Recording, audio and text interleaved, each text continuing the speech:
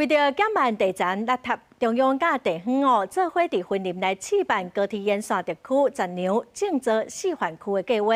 除了要增加补助农民来转种环麦、毛豆等十年，嘛来辅导企业甲农民合作。今年的示范区是对去年34公顷扩大到100公顷预计做的新水量大约是48万吨，差不多是190座游泳池的用水量。 种植高铁沿线环北准备收成，为着卖互地层搁内累，中方甲地方做伙伫分林高铁沿线，包含河北、土库、元长甲北港种种4个乡镇实施高铁沿线特区10年换作示范区，提供省水的奖励金，鼓励农民加种较免压水的作物。补助了都这农民较免遐辛苦哩。种番麦可能减规半的水量有啦。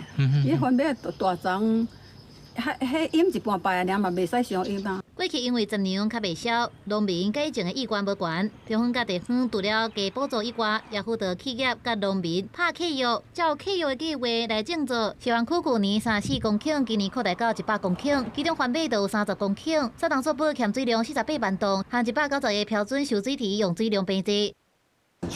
在111年中获中央的核定，在期间，县府也积极的推动转旱作的一个部分，除了在1、2期有加码一些大杂量作物之外，然后也配合中央的政策去推动契作的一个模式。我从111年到114年，实际转旱作的面积已超过1000公顷。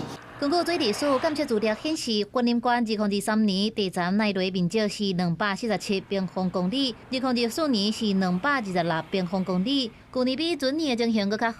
越南农业处是讲，即马增加10年产销班协助农民拍契约，照契约计划种植，继续推广高铁沿线10年换作面积。地层内累状况则被愈来愈严重。公司新闻采访报道。